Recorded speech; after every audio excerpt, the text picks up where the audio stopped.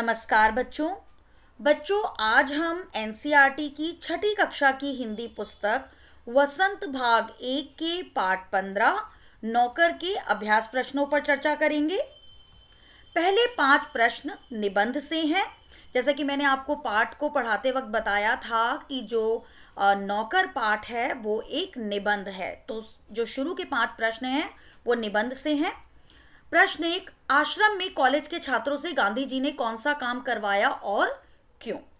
आश्रम में गांधी जी ने कॉलेज के छात्रों से गेहूं बीनने का काम करवाया क्योंकि उन्होंने ये बात ताड़ ली थी कि उन छात्रों को अंग्रेजी भाषा के ज्ञान पर बड़ा गर्व था।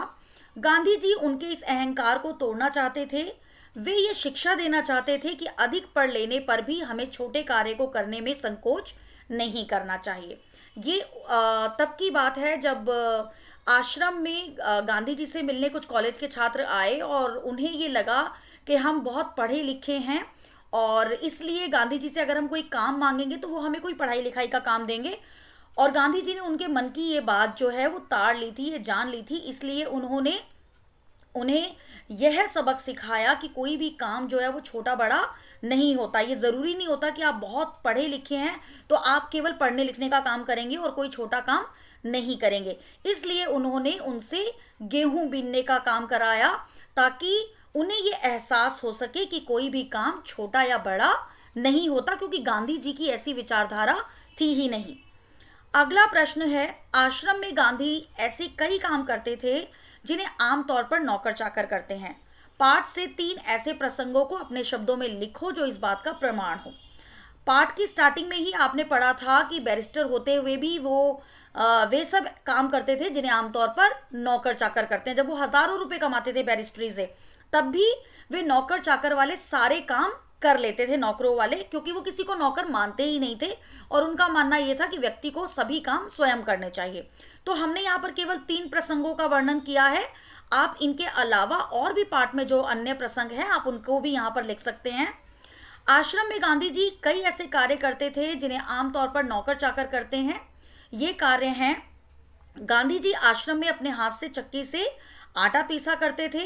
इतना ही नहीं, कभी कभी वह चक्की ठीक करने के लिए घंटों मेहनत करते थे। दूसरा, वे बर्तनों की सफाई अपने हाथों से किया करते थे और वे बर्तनों को रगड़ रगड़ कर चमकाते थे। एक दिन तो वे कालिक लगे बड़े बड़े पतीले चमकाने बैठ गए। तीसरा, वे सुबह की प्रार्थना के बाद रसोई घर में सब्जियों को धोने, छीलने, काटने का कार्य स्वयं करते थे। गांधी जी रसोई घर की सफाई का पूरा ध्यान रखते थे। अगला प्रश्न है, लंदन में भोज पर बुलाए जाने पर गांधी जी ने क्या किया?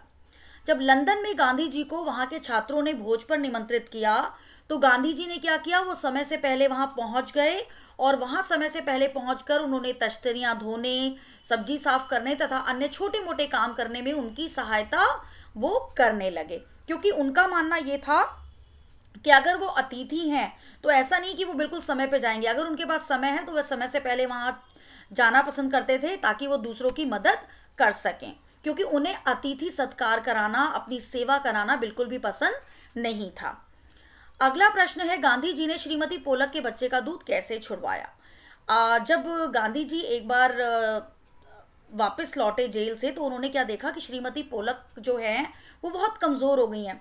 तो उन्हें पता चला कि श्रीमती पोलक के कमज़ोर होने का कारण क्या है कि उनका बच्चा जो है वो दूध पीना नहीं छोड़ रहा है। तो गांधी जी ने ये काम जो है अपने हाथों में ले लिया कि इस बच्चे का दूध मैं छुड़वाऊंगा। और इसके लिए उन्होंने क्या क्या किया? श्रीमती पोलक का बच्चा रात को दूध पीने के लिए अपनी माँ को सारी रात जगाए रखता था। इससे वे काफ़ी कमज़ोर हो गई थी। गांधी जी ने बच्चे की देखभाल का काम अपने हाथों में ले लिया।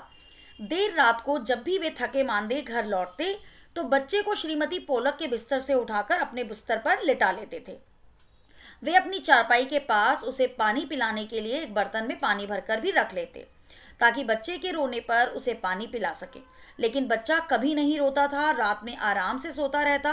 बच्चे को 15 दिन तक उन्होंने अपने साथ बिस्तर पर सुलाया। अपनी माँ से 15 दिन अर्थात 1 पखवाड़े तक अलग सोने के बाद बच्चे ने अपनी माँ का दूध छोड़ दिया। अगला प्रश्न है, आश्रम में काम करने या करवाने का कौन सा तरीका गांधी जी अपनाते थे? इसे पाठ पढ़कर लिखो। पाठ पढ़ते वक्त हमें पता चल चुका था कि गांधी जी किसी से काम करवाने और स्वयं काम करने के मामले में बहुत ही सख्त थे। उन्हें अपना काम ना तो किसी से कराना पसंद था और ना दूसरे जो अपना काम नहीं करते थे उनको भी वो सख्ती से लेते थे। तो यही उत्तर हमने यहाँ लिखा है। आश्रम में गांधी जी स्वयं काम करते थे तथा दूसरों से काम करवाने में सख्ती बरतते थे, पर वे अपना काम किसी और से करवाना पसंद नहीं करते थे। वे किसी के पूछने पर उसे तुरंत काम बता देते थे। गांधी जी को स्वयं काम करते देखकर कोई भी मना नहीं कर पाता था। वे काम करने वालों को कभी नौकर नहीं समझते थे, बल्कि उन्हें भाई या बहन मानते थे। इससे काम न करने की सोचने वाला व्यक्ति भी काम करने के लिए प्रेरित हो जाता था।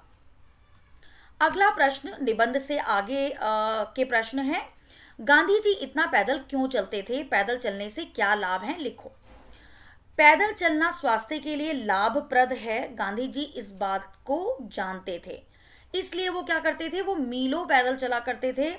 पैदल चलना एक व्यायाम है। इससे पैर की हड्डियों और मांसपेशियों को मजबूती मिलती है, पैरों में ताकत आती है, शरीर की चुस्ती और फुर्ती बनी रहती है।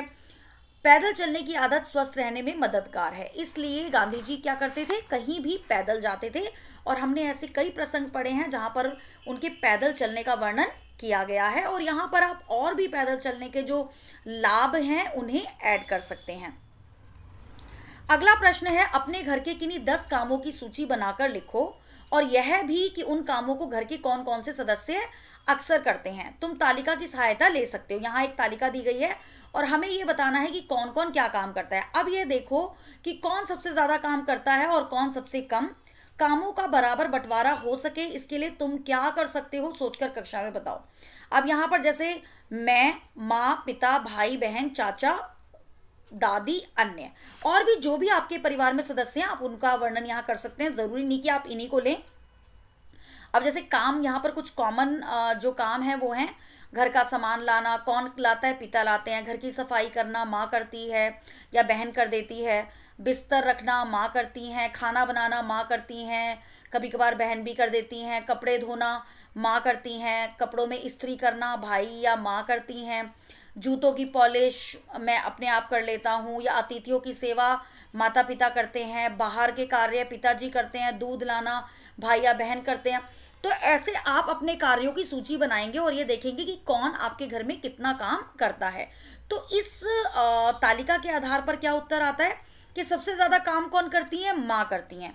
और सबसे काम कौन करते हैं? हम खुद करते हैं या हमारे घर में पिता, भाई, बहन, क्योंकि उनके सिलेक्टिव वर्क्स हैं। कामों के बराबर बंटवारे के लिए हमें क्या करना पड़ेगा? हमें सबको बराबर के कामों की जिम्मेदारी देनी पड़ेगी। ऐसा नहीं कि सारे घर का काम जो है वो हमारी माँ ही करती रहें। अगला प्रश्न अनुमान और कल्पना का है, जो हमारे इमेजिनरी आंसर होंगे और ज़रूरी नहीं कि आपके सेम ये आंसर हो जो मैंने लिखे हैं। आप इन उत्तरों को अपने अनुसार बदल सकते हैं। गांधी जी अपने साथियों की ज़रूरत के मुताबिक हर काम कर देते थे, लेकिन उनका खुद का काम कोई और करे ये उन्हें पसंद नहीं था। क्यों? सोचो और अपनी कक्षा में सुनाओ। ये तो हमने पाठ के अंतर्गत पढ़ा ही था कि गांधी जी को अपना काम किसी से करवाना पसंद नहीं है। तो हमें अनुमान के आधार पर लिखना है कि ऐसा क्यों। तो गांधी जी अपने साथियों की ज़रूरत के मुताबिक हर काम कर देते थे, लेकिन अपना खुद का काम दूसरों से करवाना उन्हें पसंद नहीं था। जब तक शरीर बिल्कुल लाचार ना हो वह किसी की मदद लेना पसंद नहीं करते थे। उन्हें यह पसंद नहीं था कि केवल महात्मा या बूढ़े होने की वजह से कोई उनकी सहायता करे। वह किसी पर भी भार नहीं बनना चाहते थे। अपनी ज़रूरत के लिए दूसरों को परेशान करना भी उन्हें ठीक नहीं लगता था। जो जैसा कि हमने पाठ के अंतर्गत पढ़ा है उसी के आधार पर हमने यहाँ पर इसका उत्तर लिख दिया है और इसमें आप अपने पॉइंट्स और भी ऐड कर सकते हैं जो आपको पाठ के आधार पर लगते हैं। अगला प्रश्न है, नौकर को हमें वेतनभोगी मजदूर नहीं अपने भाई के समान मानना चाहिए। इसमें कुछ कठिनाई हो सकती है, फिर भी हमारी कोशिश सर्वथा निष्फल नहीं जाएगी। गांधी जी ऐसा क्यों कहते होंगे? तर्क के साथ समझाओ। तो नौकरों को कभी भी हमें वेतनभोगी मजदूर नहीं बल्कि क्या समझना चाहिए? अपने भाई के समान, अपने परिवार के समान। इससे हमें कुछ कठिनाई हो सकती है, फिर भी हमारी कोशिश सर्वथा निष्फल नहीं जाएगी। क्यों नहीं जाएगी? क्योंकि गांधी जी ने ऐसा इसलिए कहा क्योंकि हमारे समाज में नौकरों को परिवार के सदस्य की तरह मानने की लोगों की मानसिकता नहीं है, क्योंकि हमारे समाज में लोग जो है नौकर को नौकर ही मानते हैं, उन्हें अपने परिवार का सदस्य नहीं मानते। नौकर भी मनुष्य होते हैं, उन्हें भी हमारी ही तरह प्यार और सहानुभूति की आवश्यकता होती है। हमारा प्यार एवं सहानुभूति पाकर वे खुश होंगे तथा काम में अधिक मन लगाएंगे। हमारा इस तरह का व्यवहार उन्हें संतुष्टि प्रदान करेगा। अगर हम नौकरों को अपने परिवार की तरह समझें, अपने भाई बंधु की तरह समझें, तो वो भी सभी कार्यों को ऐसे करेंगे जैसे कि उनके घर का कार्य है, और उन्हें भी प्यार और दुलार अगर हम दें, सहानुभूति अगर हम दें, तो वो भी उसी प्यार और सहानुभूति से और उसी मानसिकता से, एक अच्छी मानसिकता से हमारे घर के कामों को करेंगे, और इनसे उन्हें भी सेटिस्फैक्शन मिलेगी और हमें भी सेटिस्फैक्शन मिलेगी। इसलिए गांधी जी का ये मानना था कि हमें मजदूरों को वेतन भोगी नहीं मानना चाहिए कि हम इन्हें पैसे देते हैं तो हम इनसे कुछ भी करा सकते हैं, बल्कि उन्हें अपनी परिवार की तरह ट्रीट करना चाहिए। अगला प्रश्न है, गांधी जी की कही लिखी बातें लगभग 100 से अधिक किताबों में दर्ज हैं। घर के काम, बीमारों की सेवा, आगंतुकों से बातचीत आदि ढेरों काम करने के बाद गांधी जी को लिखने का समय कब मिलता होगा? गांधी जी का एक दिन कैसे गुजरता होगा, इस पर अपनी कल्पना से लिखो। अब ये भी हमारा इमेजिनरी आंसर है कि गांधी जी इतने बिजी रहते थे, उनका इतना बिजी शेड्यूल था, उसके बावजूद भी वो कैसे उन्होंने लिखने का टाइम निकाला। तो ये हमारा एक इमेजिनरी आंसर है, इसमें आप अपने पॉइंट्स ऐड कर सकते हैं। जैसे घर के काम, बीमारों की सेवा, आगंतुकों से बातचीत आदि ढेरों काम करने के बाद गांधी जी रात के समय बैठकर लिखते होंगे। गांधी जी में काम करने की अद्भुत क्षमता और शक्ति थी। उनका पूरा दिन व्यस्त गुजरता था, खाली बैठना वे नहीं जानते थे और थकान उन्हें कभी नहीं होती थी। सुबह उठकर वह निश्चय ही टहलने जाते होंगे, वहां से लौटकर नित्य क्रिया से निवृत्त होकर प्रार्थना सभा में शामिल होते होंगे। उसके बाद वह चक्की से आटा पीसने और रसोई में जाकर सब्जियां छीलने का काम करते होंगे। इस बीच वह साथियों के कार्य की छानबीन भी करते होंगे। फिर वह कुएं से पानी खींचते होंगे। इसके बाद आगंतुकों से मिलना और साथ में गेहूं बीनने का कार्य चलता रहता होगा। दोपहर का खाना वह कभी कभी स्वयं ही सबको परोसते होंगे। शाम को राजनीतिक सम्मेलनों और सभाओं का कार्यक्रम देखते होंगे और रात में गांधी जी लिखने का कार्य करते होंगे। इस प्रकार उनकी व्यस्त दिनचर्या समाप्त होती होगी। ये हमने पाठ के आधार पर ही उत्तर लिखा है, लेकिन आप इसमें अपनी इमेजिनेशन भी डाल सकते हैं इस उत्तर में और भी पॉइंट्स ऐड कर सकते हैं। अगला प्रश्न है, पाठ में बताया गया है कि गांधी जी और उनके साथी आश्रम में रहते थे। घर और स्कूल के छात्रावास से गांधी जी का आश्रम किस तरह अलग था, कुछ वाक्यों में लिखो। अब स्कूल के छात्रावास में छात्रों के रहने का उद्देश्य क्या होता है? केवल ज्ञान का अर्जन करना, यानी एजुकेशन लेना। उन्हें अन्य किसी कार्य की फिक्र नहीं रहती। घर में परिवार के कुछ सीमित सदस्य साथ रहकर जीवन यापन करते हैं, परंतु गांधी जी के आश्रम में स्वतंत्रता सेनानी, देश तथा समाज के सेवक और उनके परिवार के कुछ सदस्य रहते थे। आश्रम में ही उनका जीवन यापन था और आटा पीसने से लेकर सब्जियां उगाने तक का काम वे आश्रम में किया करते थे। साथ ही आश्रम में रहकर वह देश की राजनीतिक हलचल पर अपनी निगाह रखते थे और स्वतंत्रता आंदोलन की योजना बनाकर उसकी दिशा तय करते थे। यानी अगर व्यक्ति एक परिवार में रहता है तो वो उसकी जो रिस्पॉन्सिबिलिटी होती है वो लिमिटेड होती है, लेकिन गांधी जी आश्रम में रहते थे जहाँ की उनके परिवार के सदस्य के अलावा और भी लोग रहते थे, तो उन्हें वो सब कैसे करना पड़ता था? योजना बनाकर, प्लानिंग करके। तो ये इसका उत्तर ये है और इसमें भी आप अपने पॉइंट्स ऐड कर सकते हैं।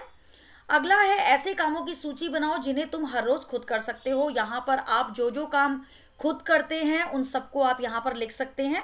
यहाँ पर जैसे कुछ एग्जाम्पल्स मैंने दिए हैं। ऐसे कई काम हैं जो प्रतिदिन स्वयं किए जा सकते हैं। अपना बिस्तर ठीक करना, अपने कमरे में झाड़ू लगाना, चीज़ों को उनकी व्यवस्थित जगह पे रखना, अपने बर्तन खुद धोना, अपने मोजे साफ करना, जूते पॉलिश करना, अपने कपड़े फोल्ड करके रखना, अपनी माँ या छोटे भाई बहनों के कामों में उनकी सहायता करना, अपना स्टडी टेबल साफ करना, कुछ भी जो भी आपको लगता है कि डेली रूटीन में आपके जितने भी कार्य होते हैं वो आप स्वयं कर सकते हैं। अगला प्रश्न है जो है वो भाषा की बात से है। ये ग्रामेटिकल क्वेश्चंस हैं, व्याकरण से संबंधित प्रश्न है।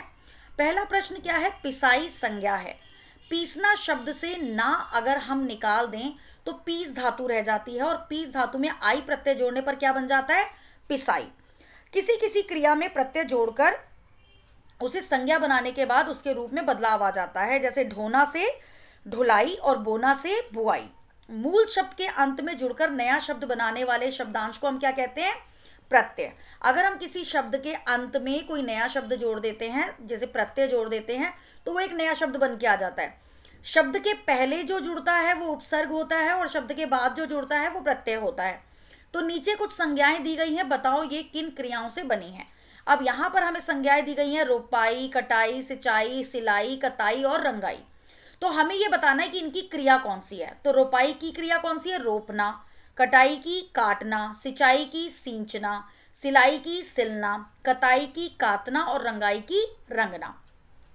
अगला प्रश्न है, हर काम धंधे के क्षेत्र की अपनी कुछ अलग भाषा और शब्द भंडार भी होते हैं। ऊपर लिखे शब्दों का संबंध दो अलग अलग कामों से है, पहचानो कि दिए गए शब्दों के संबंध किन किन कामों से। जो यहाँ पर हमें शब्द दिए गए थे, रोपाई, कटाई, सिंचाई, सिलाई, कताई, रंगाई, हमें ये बताना है इसमें से कौन से जो हैं शब्द हैं वो किस क्षेत्र में प्रयोग होते हैं। जैसे रोपाई, सिंचाई, कटाई की अगर हम बात करें तो ये कृषि से संबंधित है, फार्मिंग से रिलेटेड है। दूसरा अगर हम बात करें सिलाई, कताई और रंगाई, तो ये किससे है? वस्त्र निर्माण से संबंधित हैं। अगला प्रश्न है, तुमने कपड़ों को सिलते हुए देखा होगा। नीचे इस काम से जुड़े हुए कुछ शब्द दिए गए हैं, आसपास के बड़ों से या दर्जी से इन शब्दों के बारे में पूछो और इन शब्दों को कुछ वाक्यों में समझाओ। जैसे तुरपाई, बखिया, कच्ची सिलाई और चोर सिलाई। अब ये जो है ये सिलाई में प्रयोग होते हैं। तो नीचे लिखे गए जो शब्द हैं पाठ से लिए गए हैं, इन्हें पाठ से खोजकर बताओ कि ये स्त्रीलिंग है या पुल्लिंग है। यहाँ पर दो प्रश्न है। पहले में हमें ये बताना है कि तुरपाई, बखिया, कच्ची सिलाई और चोर सिलाई किसे कहते हैं, और दूसरे प्रश्न में हमें ये बताना है कि कालिक, भराई, चक्की, रोशनी, सेवा, पतीला, इन शब्दों में स्त्रीलिंग शब्द कौन से हैं और पुल्लिंग शब्द कौन से हैं। तुरपाई, तुरपाई हम किसे कहते हैं? हाथ से सिलाई करने को तुरपाई कहते हैं। बखिया, मशीन से जो सिलाई की जाती है उसे बखिया कहते हैं। कच्ची सिलाई, वह सिलाई जो पक्की सिलाई करने के बाद हटा दी जाए उसे कच्ची सिलाई कहते हैं। चोर सिलाई, जो बाहर से दिखाई ना दे उसे हम चोर सिलाई कहते हैं। उसके बाद था जो ये 6 शब्द दिए गए हैं, इसमें से पुल्लिंग और स्त्रीलिंग कौन से हैं? कालिक, भराई, सेवा, चक्की और रोशनी। ये जो 5 शब्द हैं ये स्त्रीलिंग के स्त्रीलिंग है, जबकि पतीला जो है वो पुल्लिंग शब्द है। अगला कुछ और करने को, ये आपके पाठ के अंतिम प्रश्न है। जैसा कि आपने पाठ में पढ़ा, श्रम के महत्व पर एक अनुच्छेद लिखिए। तो पाठ के आधार पर मेहनत करने का क्या महत्व है, परिश्रम करने का क्या महत्व है, इस पर आप एक अनुच्छेद लिख सकते हैं। और अपने घर के कार्यों में माँ का हाथ बटाओ। ये एक जर्नल सी बात है कि इस पाठ को पढ़ने के बाद आपने इतना तो सीखा ही होगा कि हमें अपने काम को स्वयं करना चाहिए और घर के बड़ों या छोटों के काम में भी उनकी मदद करनी चाहिए। और अगला लास्ट प्रश्न है, एक चार्ट तैयार करो। हल जोतता किसान तथा खेतों में काम करते श्रमिक का चित्र बनाओ। तो ये आप हल जोतता किसान आपने बहुत से चित्रों में, बहुत से पाठों में देखा है। तो आप एक हल जोतते हुए किसान का चित्र बना सकते हैं, खेतों में काम करते हुए श्रमिक का चित्र बना सकते हैं, क्योंकि ये सभी वो व्यक्ति हैं जो हर वक्त मेहनत करते हैं और इनके जीवन से हमें ये प्रेरणा लेनी चाहिए कि हमें भी मेहनत करनी चाहिए, श्रम करना चाहिए, परिश्रम करना चाहिए, चाहे वो हमारे दैनिक कार्य हों, चाहे वो हमारी शिक्षा से संबंधित हो। अगर हम पढ़ाई कर रहे हैं, अगर हम विद्यार्थी हैं, तो हमें पढ़ने के लिए परिश्रम करना चाहिए ताकि भविष्य में हम किसी ना किसी लक्ष्य को प्राप्त कर सकें। और बच्चों, आज हमने इस पाठ के अभ्यास प्रश्न किए। आशा करती हूँ आपको सभी प्रश्नोत्तर समझ आ गए होंगे। धन्यवाद।